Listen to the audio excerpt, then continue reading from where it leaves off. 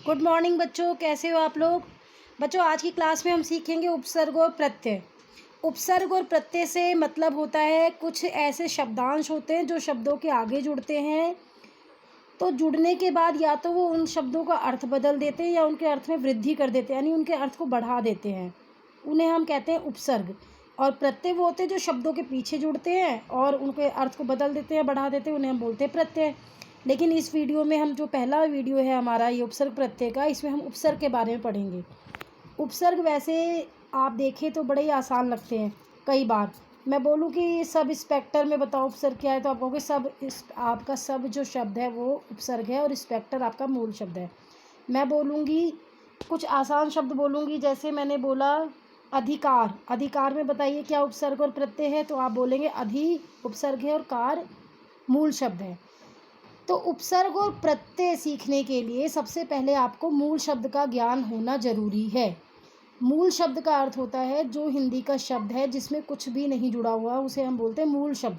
जैसे यहाँ पर देखेंगे पुत्र, क्या लिखा हुआ है, यहाँ पर पुत्र लिखा हुआ है ना, देखिए ध्यान से। अब मैंने इसमें जोड़ दिया सु, सु उपसर्ग जोड़ दिया, यानी एक ऐसा शब्दांश जोड़ दिया जो पुत्र के आगे लगा है। अब ये बन गया सुपुत्र, यानी अच्छा बेटा, यानी इसने इसके अर्थ को बढ़ा दिया। फिर मैंने बोला कुपुत्र, यानी पुत्र में कु जोड़ दिया तो बन गया बुरा बेटा, यानी इसने इसके अर्थ को बदल दिया, उल्टा कर दिया, विलोम बना दिया। तो देखा उपसर्ग और प्रत्यय में कितनी ताकत होती है, ये शब्दों के अर्थ को बदल भी देते हैं और बढ़ा भी देते हैं। तो इन्हें इतना छोटा मत समझो, बस आप ये समझो कि आपको मूल शब्द का ज्ञान होना चाहिए। यानी आपको हिंदी के मूल शब्द की यदि अच्छी तरह से पहचान है तो आप आसानी से उपसर्ग और प्रत्यय छांट सकते हो और मूल शब्द अलग करके कर सकते हो।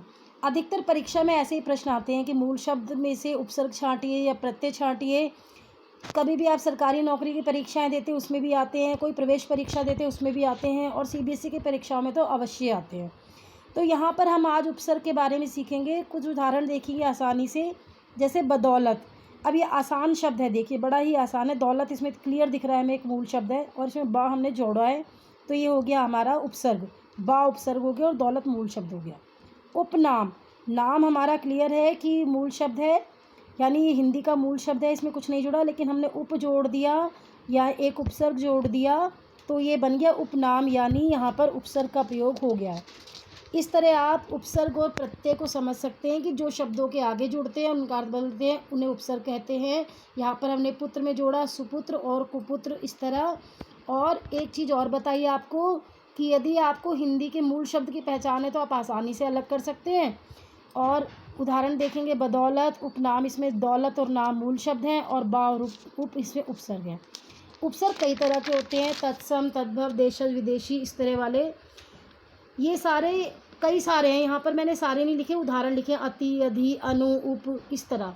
अति से जैसे आप देखेंगे अतिरिक्त, अतिक्रमण। अब अतिरिक्त बोला तो इसमें आपको क्लियर पता लग रहा है कि अति में हमारा मूल शब्द है रिक्त और अति हमारा उपसर्ग हो गया।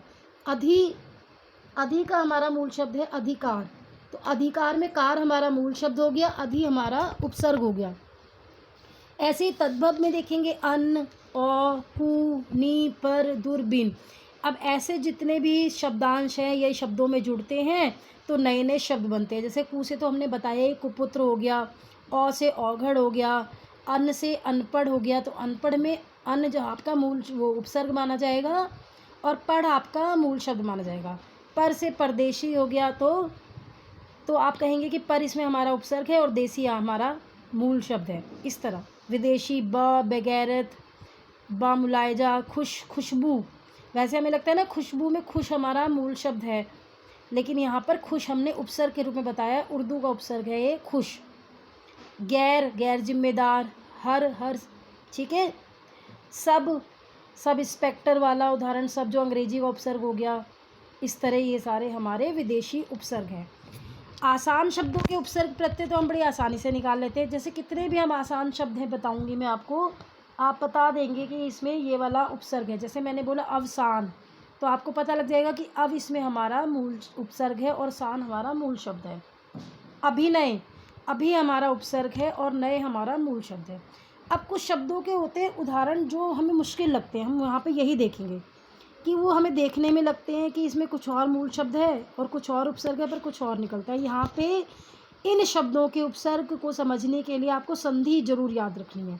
संधि में स्वर संधि, व्यंजन संधि, विसर्ग संधि, ये देखो ध्यान से। जैसे प्रत्यक्ष, अब ये प्रत्यक्ष है यहाँ पर, तो प्रति जमा अक्ष, यहाँ पर आपको नहीं, आप सोचते होंगे कि प्रत्यय आधा ता प्र और आधा ता हमारा उपसर्ग हो गया और यक्ष हमारा मूल शब्द हो गया। ये ऐसा नहीं होता। यहाँ पे है प्रति जमा अक्ष।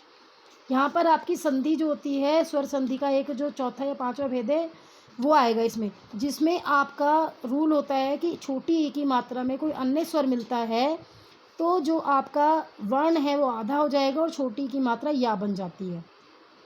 ठीक है, इस तरह स्वागत, सु जमा आगत, ये भी संधि का नियम है कि कभी भी ऊ वाले स्वर में अन्य स्वर मिलता है तो वो ऊ की मात्रा आधा वा बन जाती है और ये पहला जिस पे मात्रा होती है वो आपका शब्द वर्ण आधा हो जाता है। स्वच्छ, सु जमा अक्ष, इस तरह। अति उत्तम, अति जमा उत्तम, तो ये आपके मूल शब्द जो हैं उपसर्ग से देखिए अलग निकलते हैं, पर आपको अगर ध्यान आए, ध्यान से देखेंगे, इनकी प्रैक्टिस करेंगे तो आसानी से आ जाएंगे आपको। उन्नति, अब यहाँ पर उन्नति है, ये जब आप विग्रह करेंगे तो उत जमा नति निकलेगा, उन्नति, इसमें उत उपसर्ग है। उत्थान, उत जमा थान। उद्योग, उत जमा योग। नति मतलब होता है झुकना, उत मतलब होता है उठाना, तो इस तरह उन्नति मतलब झुकते किसी से उठे हैं यहाँ, तो ये उन्नति हो गया यहाँ पर। उच्चारण, उत जमा चारण। उल्लंघन यानी उल्लंघन का हो गया उत जमा लंघन। उद्देश्य, उत जमा देश, उद्देश्य हो गया आपका। तो ये सारे शब्द ऐसे हैं, इन्हें ध्यान से देखिए। संधि का ज्ञान है तो ऐसे शब्दों का आप आसानी से उपसर्ग प्रत्यय मूल शब्द निकाल सकते हैं, और संधि का ज्ञान नहीं है तो इन शब्दों की संरचना को ध्यान से देखेंगे आप लोग।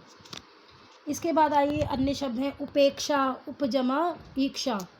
न्याय, नी जमा आय, यहाँ पर भी आपका वही वाला संधि नियम है।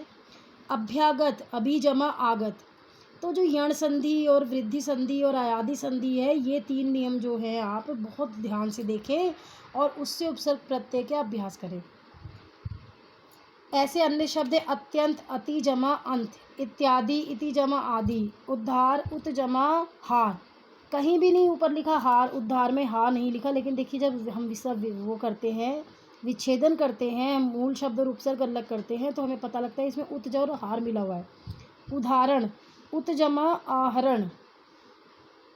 उपाधि, उप जमा आदि, तो ये आपके हैं मुख्य उपसर्गों के उदाहरण जो आपको जानने ज़रूरी हैं, और इन शब्दों का अधिक अभ्यास करें और इस तरह अपने उपसर्ग और प्रत्यय के कंसेप्ट को समझें। अगले वीडियो में हम प्रत्यय के बारे में बताएंगे।